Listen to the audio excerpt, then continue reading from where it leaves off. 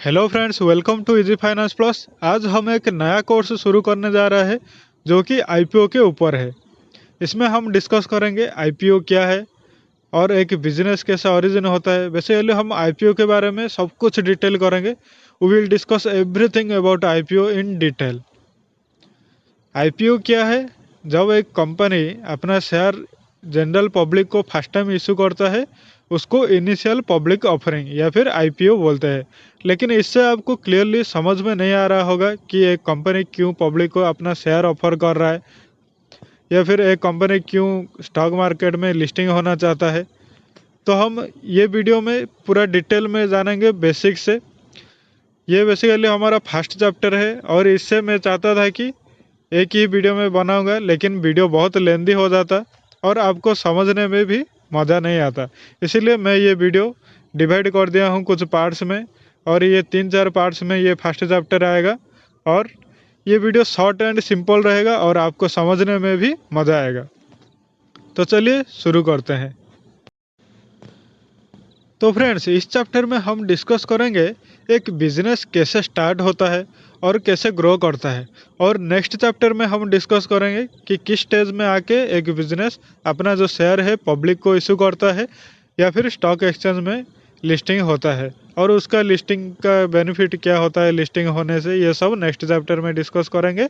पहले हम बेसिक समझते हैं एक बिजनेस कैसे स्टार्ट होता है। तो एक बिजनेस कैसे स्टार्ट होता है इससे हम एक कहानी के माध्यम से समझेंगे, जिसमें बहुत सारा सीन होगा।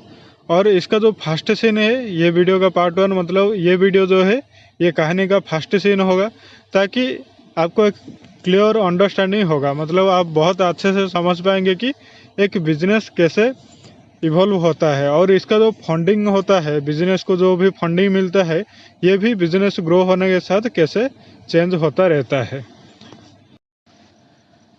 तो फ्रेंड्स, ये है कहानी का फर्स्ट सीन, द एंजल्स।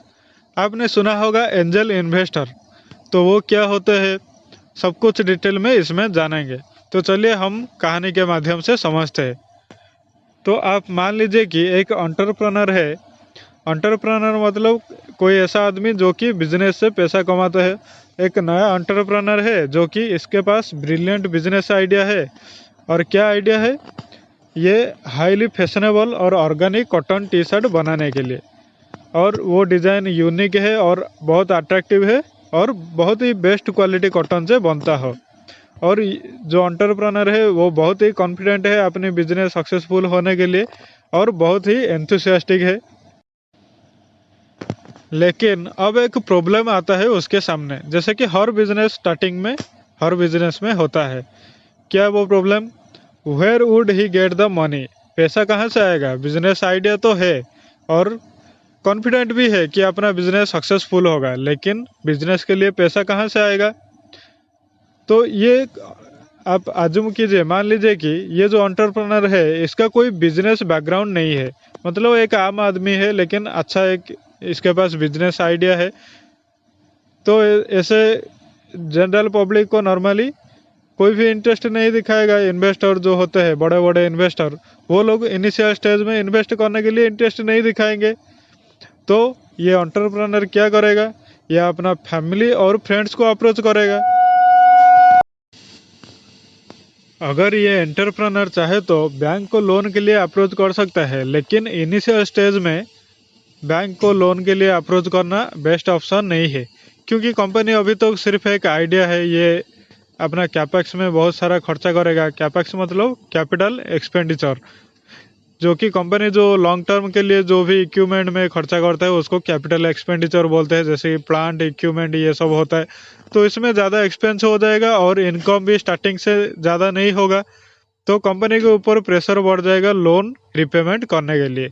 तो इनिशियली स्टेज में ही कंपनी को बैंक को लोन के लिए अप्रोच करना बेस्ट ऑप्शन नहीं है। तो मान लीजिए कि जो एंटरप्रेन्योर है ये कुछ मनी खुद अरेंज कर लिया और अपना जो जो दो अच्छे दोस्त थे उनको भी कन्विंस कर लिया कि वो लोग भी इसके बिजनेस में इन्वेस्ट करें। और ये जो दो अच्छे दोस्त थे ये कंपनी का प्री रेवेन्यू स्टेज में इन्वेस्ट किया। मतलब कंपनी का कुछ भी रेवेन्यू ही नहीं है, ये तो सिर्फ बिजनेस एक आइडिया है, तो रेवेन्यू ही कुछ नहीं है।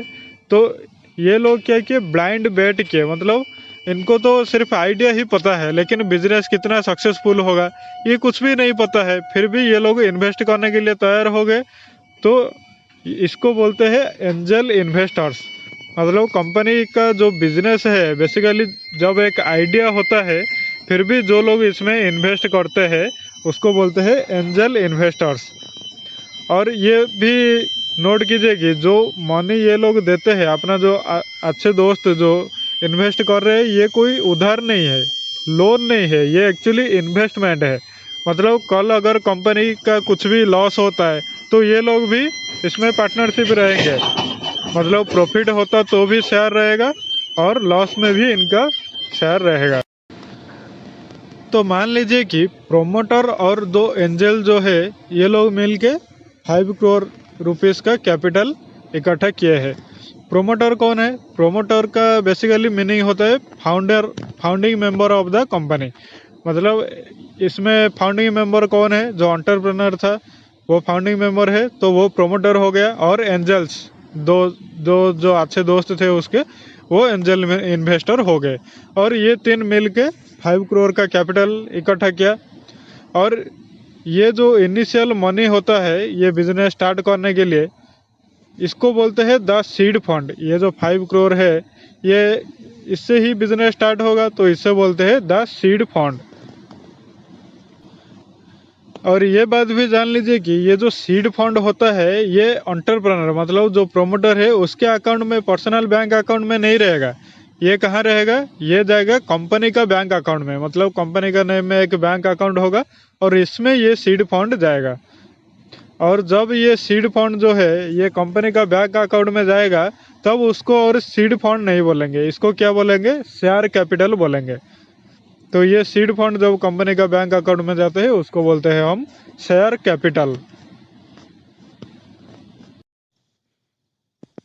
तो ये जो ओरिजिनल 3 इन्वेस्टर है जो कि सीड इन्वेस्टमेंट किए, उनको इसके बदले में क्या मिलेगा? एक शेयर सर्टिफिकेट इशू करेगा कंपनी, जिससे ये प्रूव होगा कि ये तीनों का कंपनी में ओनरशिप है।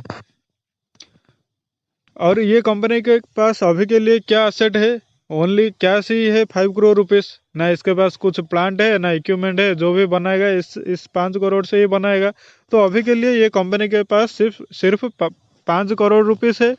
तो कंपनी का वैल्यूएशन क्या है अभी के लिए? 5 करोड़ रुपीस। तो ये हो गया कंपनी का वैल्यूएशन।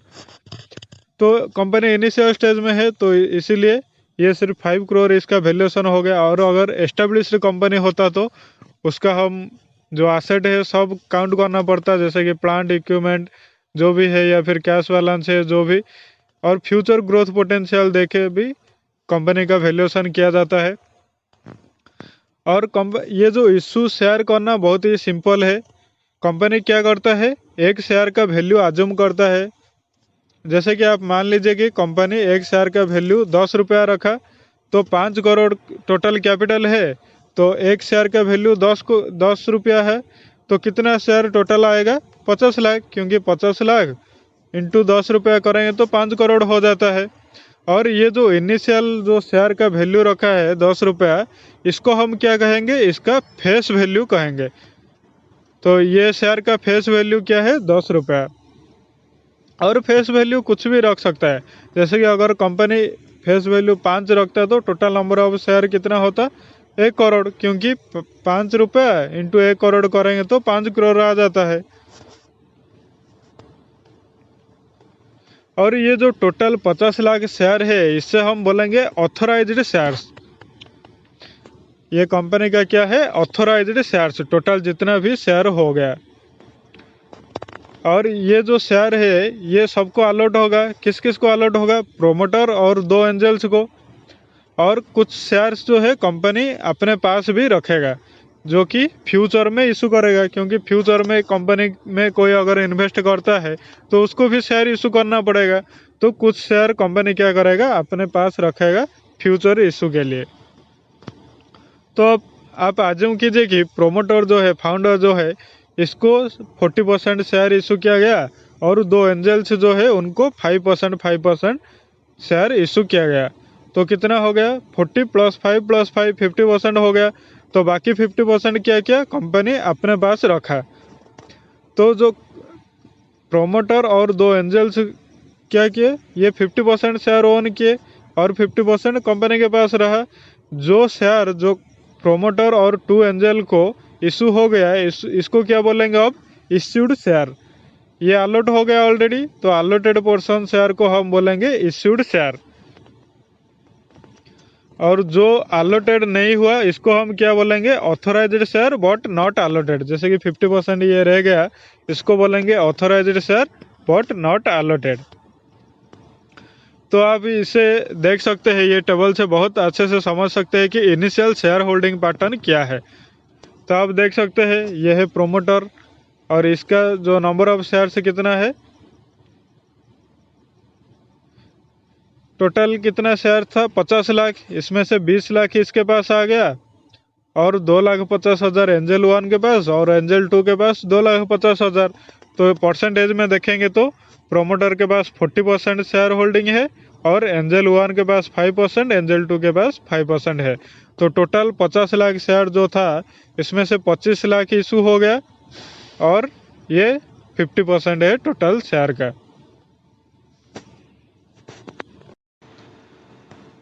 तो आप ये याद रखिए कि कंपनी के पास जो 50% शेयर है, जो कि टोटल होता है 25 लाख शेयर, ये कंपनी के पास रख दिया कंपनी। तो ये शेयर को हम क्या बोलेंगे, authorised share but not allotted. जो कंपनी अलॉट कर दिया उसको क्या हम बोले, वो इश्यूड शेयर्स। और जो कंपनी अपने पास रखा उसको क्या बोलेंगे, authorised share but not allotted. ये ऑथोराइज्ड शेयर ही है लेकिन अलॉट नहीं हुआ है, जो कि कंपनी फ्यूचर में अलॉट करने के लिए अपने पास रखा है। और अब कंपनी के पास एक गुड कंपनी स्ट्रक्चर है और इन्वेस्टमेंट भी आ गया। तो अब प्रोमोटर क्या करेगा, अपना बिजनेस ऑपरेशन स्टार्ट करेगा। इसका जो बिजनेस आइडिया था उसको अभी ऑपरेशन में बदलेगा। और ये स्टार्टिंग में क्या करेगा, स्लोली कॉशियसली मूव करेगा, क्योंकि स्टार्टिंग से अगर पूरा इन्वेस्टमेंट कर देगा तो इनकम भी जनरेट नहीं होगा, तो कंपनी लॉस में स्टार्टिंग में ही जा सकता है। तो ये क्या करेगा, स्लोली स्टार्ट करेगा प्रोमोटर। तो ये प्रोमोटर जो है ये क्या डिसाइड किया, ये एक छोटा सा मैन्युफैक्चरिंग यूनिट ही खोलेगा और एक छोटा रिटेल स्टोर खोलेगा। मैन्युफैक्चरिंग प्लांट में क्या करेगा, अपना जो प्रोडक्ट है, जो टी शर्ट हम जैसे कि पहले एग्जांपल में देखे, कॉटन टी शर्ट जो है वो मैन्युफैक्चर करेगा और एक रिटेलर स्टोर है जिसमें वो सेल करेगा। तो ऐसे ही ये अपना बिजनेस स्टार्ट करने वाला है। तो ये हो गया हमारा जो फंड राइजिंग का सीन 1। और इसके बाद हम अलग अलग स्टेज कैसे कैसे बिजनेस जैसे जैसे ग्रो करता है, कैसे कैसे अलग टाइप का फंड राइज होगा, ये सब डिस्कस करेंगे। तो फ्रेंड्स, ये है वीडियो का अंत।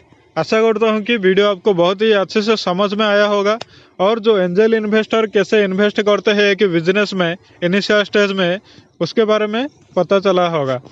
और इस जैसे जैसे वीडियो आगे बढ़ेगा हम और अलग अलग जो फंड राइज होता है कैसे कैसे, वो सब डिस्कस करेंगे। तो आशा करता हूँ कि आपको वीडियो बहुत ही पसंद आया होगा। तो वीडियो को लाइक कीजिए और आपके मन में कुछ भी क्वेश्चन है या फिर आप कोई भी सजेशन कुछ भी सजेस्ट करना चाहते हैं मुझे वीडियो के इम्प्रूवमेंट के बारे में, या फिर कुछ भी आप सजेस्ट करना चाहते हैं, तो आप कमेंट करके बता सकते हैं। और आप ये यूट्यूब चैनल को सब्सक्राइब कीजिए और सब्सक्राइब के पास जो बेल आइकन है उसको प्रेस कर दीजिए, ताकि मेरा हर वीडियो का नोटिफिकेशन आपको मिलता रहेगा। आप इजी फाइनेंस प्लस को इंस्टा और एफबी में भी फॉलो कर सकते हैं। दोनों का लिंक आपको डिस्क्रिप्शन बॉक्स में मिल जाएगा। तो friends, good bye and take care, signing of.